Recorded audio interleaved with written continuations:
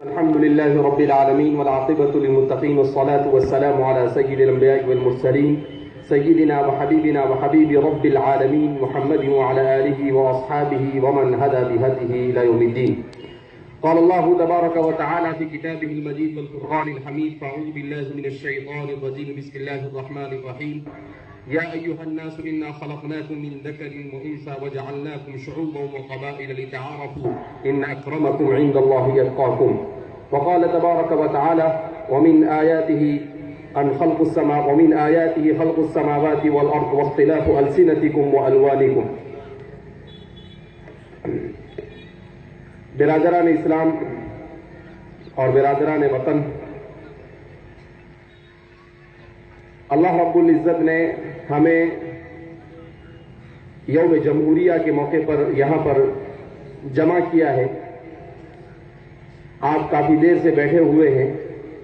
میں بھی آپ کے اور آپ کی رخصتی میں زیادہ حائل نہ ہوتے ہوئے مختصر طور پر اپنی بات بیان کر اپنی بات کو ختم کرنے کی کوشش کروں گا.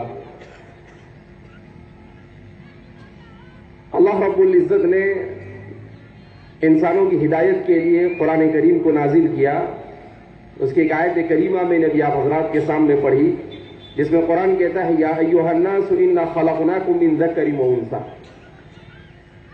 یا ایھا الناس، اے لوگو، انا خلقناکم، ہم نے تم کو ایک مرد اور عورت سے پیدا کیا. وجعلناکم شعوبا وقبائل، اور ہم نے تمہیں قبیلوں میں اور مختلف ملکوں میں اور مختلف برادریوں کے اندر تقسیم کیا.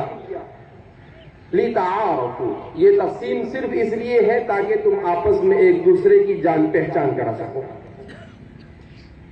قرآن کریم کی اس آیت کریمہ نے انسانیت کو بھائی چارگی کا درس دیا. قرآن کریم کی آیت کریمہ یہ کہنا چاہتی ہے کہ جب سب کے سب انسان ایک ماں باپ آدم علیہ نبینا علیہ السلام اور حضرت حوا علیہ السلام کی اولاد ہے، تو پھر اسے اس دنیا کے اندر میں آپس میں محبت اور مودت کے ساتھ زندگی گزارنی چاہیے. اسی لیے ہمارا یہ ملک ہندوستان، اس کی تاریخ یہ رہی ہے کہ یہاں صدیوں سے مختلف مذہب اور مختلف تہذیب و تمدن کے ماننے والے آپس میں بھائی چارگی اور محبت کے ساتھ رہے. اسی لیے حضرت مولانا ابوالکلام آزاد فرمایا کرتے تھے کہ اگر اس ملک کی آزادی سے پہلے آپ نے کہا تھا، اگر اس ملک کی آزادی میں تاخیر ہو جائے گی تو چل جائے گا، مگر ملک میں بھائی چارگی اور اتحاد کو ختم کیا جائے گا، اس کو کبھی برداشت نہیں کیا جا سکتا ہے. تو میرے دوستوں بزرگوں، اس وقت ضرورت یہ ہے کہ ملک کے ہر باشندے کو یہ بات اپنے ذہن میں بٹھانی چاہیے کہ اگر ہم اس ملک کی ترقی چاہتے ہیں تو ہمیں اس ملک میں بھائی چارگی کے ساتھ آپس میں محبت اور مودت کے ساتھ رہنا ہوگا. اسی عہد کو یوم جمہوریہ کے دن کرنا یہ ملک کے ہر باشندے کی ذمہ داری ہے. لہذا ہم یہاں پر یہ عہد کرتے ہیں اور یہاں پر ایک میسج دینا چاہتے ہیں کہ اس ملک میں ہر انسان کو آزادی کے ساتھ جو جینے کا حق ہے، ہر آدمی اپنے مذہب کی تعلیمات پر آزادی کے ساتھ عمل کر سکے، یہی اس ملک کی ترقی کا سب سے اہم ترین راز ہے. اس کے بغیر یہ ملک ترقی نہیں کر سکتا ہے. اگر اس ملک میں اتحاد کو ختم کیا گیا، اگر اس ملک میں بھائی چارگی کو ختم کیا گیا تو یہ ملک ترقی کے بے شمار دعووں کے باوجود کبھی ترقی نہیں کر سکتا ہے. کسی بھی ملک کی ترقی کے لیے ملک کے داخلی امن و امان کا ہونا ضروری ہے. اسی لیے آج صبح میں نے ایک نیوز میں پڑھا، وزیر داخلہ ہمارے ہندوستان کے، انہوں نے 2 دن پہلے کہا کہ دنیا میں ہر ملک اور ہر جگہ پر اس وقت بے چینی کا حال ہے اور ہر جگہ پر حالات بگڑ رہے ہیں، مگر ہندوستان ایک ایسا ملک ہے کہ اس ملک میں اتحاد کو پارا کرنا کوئی آسان کام نہیں ہے. اس لیے کہ اس ملک کی مٹی میں یہ چیز ملی ہوئی ہے کہ یہاں کے لوگ اتحاد اور بھائی چارگی کو پسند کرتے ہیں، اختلاف اور اختلاف کو اس ملک کی مٹی سے پیدا ہونے والا انسان پسند نہیں کرتا ہے. حضرت مولانا علی ندوی رحمۃ اللہ علیہ فرمایا کرتے تھے کہ یہ ملک صرف اور صرف اتحاد کی بنیاد پر ترقی کا ضامن ہے، اس کے بغیر یہ ملک کبھی بھی ترقی نہیں کر سکتا ہے۔ لہذا ہم اس ملک میں یہاں پر رہے ہیں اور اس ملک میں ہم رہیں گے۔ منہا خلقناکم وفیہا نعیدکم، اسی مٹی سے ہم پیدا ہوئے، اسی مٹی میں ہم اس دنیا سے دوبارہ جانے والے ہیں، اس لیے کہ اللہ رب العزت نے وطن کے احکام کو قرآن اور حدیث میں جہاں پر بیان کیے، وطن کے ساتھ محبت کو بھی بیان کیا گیا ہے، وطن کے ساتھ وفاداری کو بیان کیا۔ اس ملک کی آزادی میں سب سے اہم اور کلیدی کردار مسلمانوں نے ادا کیا ہے۔ یہ تاریخ کی ڈھکی چھپی بات نہیں ہے۔ اسی لیے ابھی مسلمانوں کی ایک کمیٹی نے مہینوں کی تحقیق کے بعد یہ بات ثابت کی ہے کہ اس ملک کو 1857 سے لے کر 1947 تک 90 سال میں ملک کی آزادی کے لیے مسلمانوں نے جو قربانی دی ہے، اس میں صرف جان کا نذرانہ 5 لاکھ سے متجاوز ہے۔